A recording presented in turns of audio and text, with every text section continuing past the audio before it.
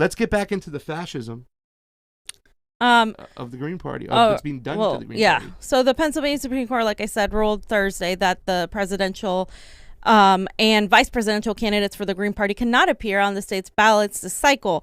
This is, according to the Hill, handing Democrats a win as they try to consolidate support in key swing state.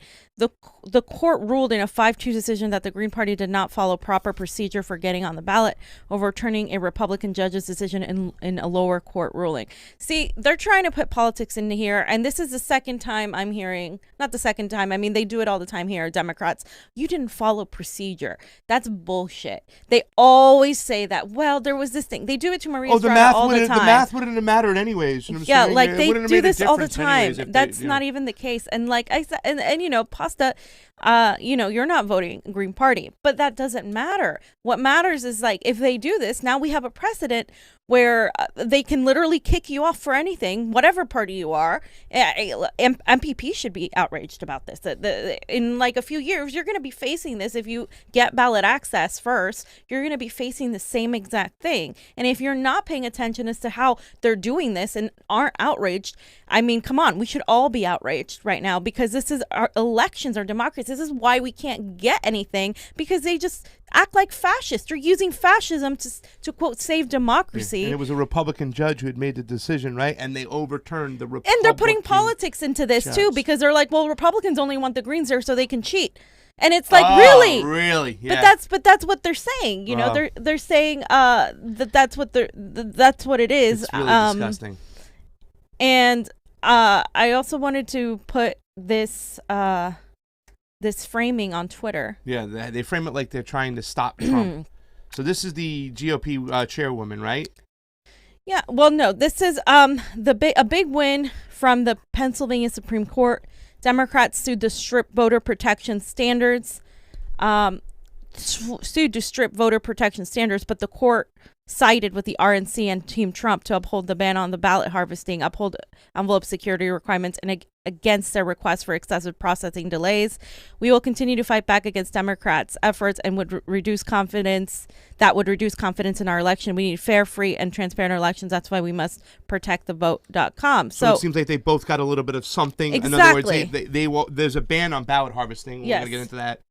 In Pennsylvania, which I agree with. Yes, 100%. But it's like they're politicizing our elections now to a point where people don't even know what's going on. Like, people don't even know like what's good and what isn't. And we're going to talk about the ballot harvesting in a minute. But I just want to put this also, because the Democrats pretend that they're so, like they're such do-gooders, they're just the innocent lambs here. But a former top aide to VP Mike Pence rebukes President Trump's response to the pandemic in a new video and said she's endorsing Joe Biden. Her name is Olivia Troy, and she's among the growing list of former Trump administration officials who have criticized the president. And we don't have to watch that, but I just wanted to point that out, because now you're seeing a bunch of people endorse Joe Biden, a bunch of people who worked for Donald Trump. I don't know what more proof you need that there's really not much of a difference between these two, because it's the same people behind the scenes. They're just going to go wherever the wind blows, because as long as the establishment is maintained, and as long as they can fearmonger people onto whatever side, you're going to dismiss the fact that they are killing democracy by keeping third parties down. Third parties don't have a fair shake in the system. They don't have a platform to actually compete realistically with a two-party system. So they tell you vote Democrat or vote Republican. That's why we don't have any power in the electorate. So are they any different? Well, they're not. And we're going to get to that little clip in a second. But let me just point out the fact that when it comes to taking the Green Party people off the ballot, and despite the Green Party being in shambles right now and really needing to get their shit together, and I'm saying, this is still not good. You still don't root for these things. MPP, all the Draft Jesse people, even you guys, you shouldn't be rooting for this right over here and stuff like that. We need more choices. Suppressing the vote, what the Democrats are doing, and actually, everything is turned upside down. It's like, here you are, Republicans, we're like, okay, we'll leave the Greens on the ballot. We have to make sure we leave our provisions there. You know what I'm saying? They want their securities in place, whatnot, and we can still argue the Republican ideology versus the Democrats' ideology when it comes to who can vote and who's not allowed to vote. But the Democratic Party just trying to always spin it Like they're once again, like they're the party of the working people, like they're innocent the less. No, this is full-scale fascism over here. You're removing another choice. You know, we played that clip of that dude saying, you know what I'm saying? Like, this is bullshit. You're just going to piss people off. Well, I hope it does, and I hope it backfires against them. I agree, 100%. I really do. This is disgusting, the fact that they're removing more choices. The Green Party is still supposed to be a party on the left. So we have this clip right here, right? You're Nancy. Yeah. We speak of peaceful demonstrations. We participate in them. In fact, she'll say it herself. Let her. She says it better, Pasta. Important, as I said, statement of American values. And yes, it is a good use of time for us in the House of Representatives to state our values, to remove all doubt that people in our country are respected, and that we are not using a pandemic to have people. I'll go into that in a moment, but let me just say this. Before the distinguished leader spoke, the gentleman on the other side said, "Where are you when you're talking about violence, this or that?" We're there. We support peaceful demonstrations. We participate in them. They are part of the essence of our democracy. That does not include looting, starting fires, or rioting.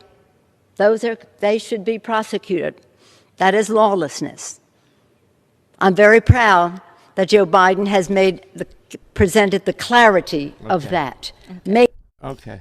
You should be prosecuted then for looting the freaking economy. Really, to tell you the truth, you want to talk about looting? You and all your Democratic cohorts, and the Republicans too, should be arrested for looting the American people and what you just did with the CARES Act and what you tried to do with the HEROES Act. I mean, it's disgusting. I mean, how do you have the audacity to talk about looting and rioting as if it's like a big, she's literally using the same narrative Donald Trump is, but with prettier words. Same with Biden. They're spewing the same narrative. The vast majority of these protests have been peaceful. We have been covering them left and right. And that's the thing. You can denounce the loot. Like, she's denouncing it. She's talking about law and order. So all the Democrats that are like, ooh, Trump is a law and order president, you're really not going to get much else with a Joe Biden presidency or a Nancy Pelosi presidency or, because they're all the same. And like Nancy Pelosi has literally given Trump a lot of the ammunition for him to do the things he has done. And again, we have a supermajority of Democrats here in Oregon, Washington, California, and they are the ones that have been going after the law enforcement. They sent the Fed, yes, but before the Fed got there in Portland, the freaking the governor and the mayor of Portland was attacking the protesters the same way. The police department was gassing the people, but led by. Yeah. With the okay from the mayor, and that's why they want to replace the mayor.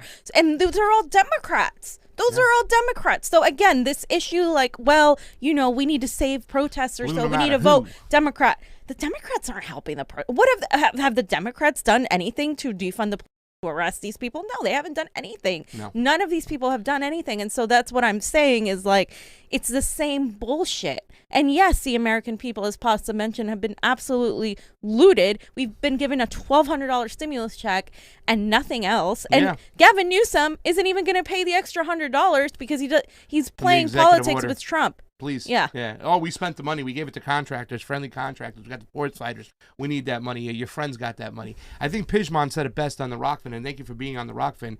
Nancy Fugazi. Because here's the thing, fam. Pick a side. She's like, we believe in these protests. We participate. When in them. have you seen Nancy Pelosi at a protest? You don't. You don't stand by these protests. You don't participate in them. You don't know what's going on. You want to play it both ways. You're such a fugazi. Yeah. You want to still act like you're for those people out there to get their votes and stuff, but you don't do anything. You're not doing anything. What's the legislation you're passing? Nothing. There's nothing. Nothing. And if you want to bring up some serious legislation, we've talked about it on this show. Do something. They want to play, and Joe Biden is the same way. Yeah. They want to play both sides. Mm-hmm. They want to play both sides. They don't want to pick a side. They're just so fake. They want to act like they're for the people, for the working people out there, for the poor people out there, for Black Lives Matter. No, you just want to tokenize them and use them and take their vote and not give them any action whatsoever. And people need to realize out there in the cold. You're leaving them out there to die. And I'm telling you, the most violence we've seen from protesters was a little tree being set on fire that was put out. in Portland. In Portland.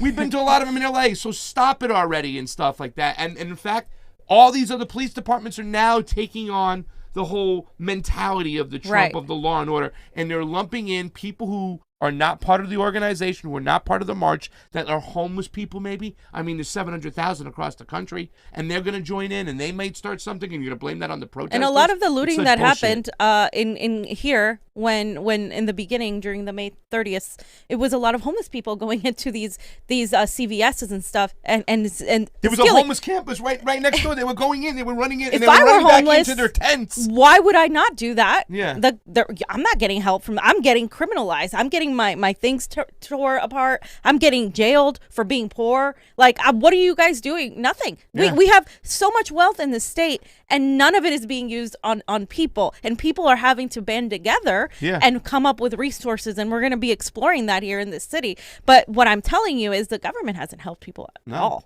Not at all. They don't want to address that rage and that stuff that's going on right now, the poverty, the people who are living in these streets in these areas that, you know what I'm saying, they're desperate for anything. And during that same march, we saw the organizers of BLM stop people from going into a Target. Some other people that were just cut off stop people going in from a Walmart, holding their hands up. So I've seen more responsibility in taking accountability from the actual organizers than I have. Yeah, and those from the police organizers are officers that nicer just go people off. than I am, because I would have been like, loot the Walmart. Do you know how much money Loot the the Target. Walton Foundation, the Walton family has, and what they do, what they pay their workers? Yeah. I mean, we're going to talk about looting. We're being looted by the Walton family. Yeah. Like, this is what people don't get. And you have to understand where a lot of this is coming from. It's coming from the fact that you motherfuckers aren't doing your jobs, Pelosi and co. You're not doing any of your jobs. And the looting that is happening, which is very minimal, is happening not just out of anger, it's out of need as well. Yeah, well, that's true.